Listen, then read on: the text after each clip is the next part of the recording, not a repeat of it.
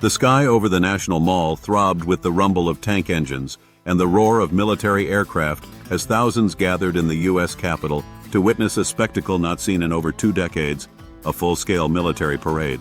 Organized by former President Donald J. Trump and marking the 250th anniversary of the United States Army, this event wasn't just a celebration of military might. It was political theater, patriotic pageantry, and a historical milestone rolled into one. 600 a.m. A city awakens to thunder. D.C. stirred early. Streets were sealed off, military vehicles rolled into place, and residents woke to the sound of helicopters and low-flying jets. Constitution Avenue NW was lined with barricades and bleachers as excited spectators trickled in with flags, umbrellas, and curiosity. The city was prepared. Police, Secret Service, and federal agencies were on high alert under the designation of a national special security event. 8:15 a.m. A solemn beginning. The day started not with noise but silence. At Arlington National Cemetery, a wreath-laying ceremony honored fallen soldiers. Former President Trump, flanked by top military officials and veterans, stood solemnly at the tomb of the unknown soldier. The event was brief but steeped in reverence, a reminder of the lives that paid the cost of the power on display later. 9:30 a.m.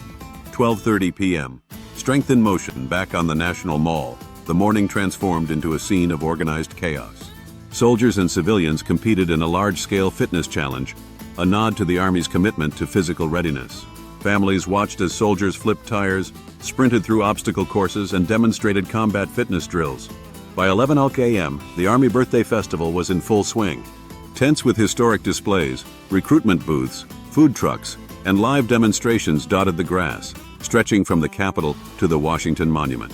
6:00 p.m. The main parade begins early. Originally scheduled for 6:30 p.m., the parade was moved up by 30 minutes due to a threatening weather system forecasted to move in from the west. At exactly 6:00 p.m., the first M1 Abrams tank rolled down Constitution Avenue, kicking off what was billed as a salute to 250 years of American Army power.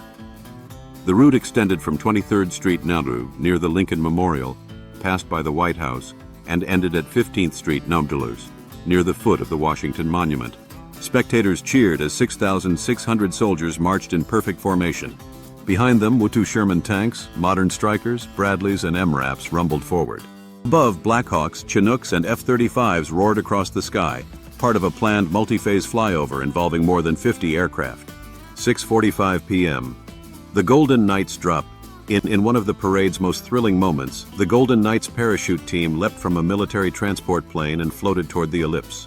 One jumper flew with an oversized U.S. flag, trailing red smoke as a military band played God Bless America. p.m.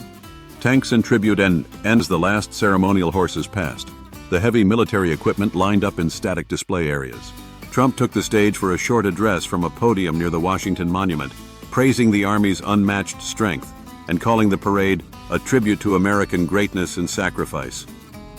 2:45 p.m. Fireworks and rain. Despite a brief drizzle, the sky exploded in red, white, and blue. Fireworks illuminated the mall in a 15-minute pyrotechnic finale choreographed to military music. The rain added an almost cinematic shimmer to the spectacle as the crowd, wet but mesmerized, stayed through the final note of the Star-Spangled Banner.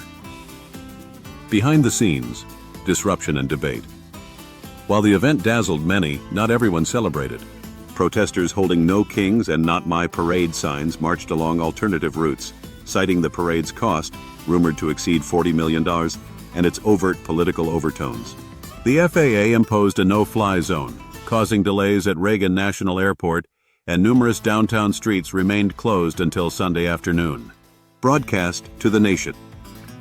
The entire day was broadcast across major networks: CBS, CNN, Fox News, Newsmax, and MSNBC, and live-streamed on the U.S. Army's official platforms YouTube and CBS News Online.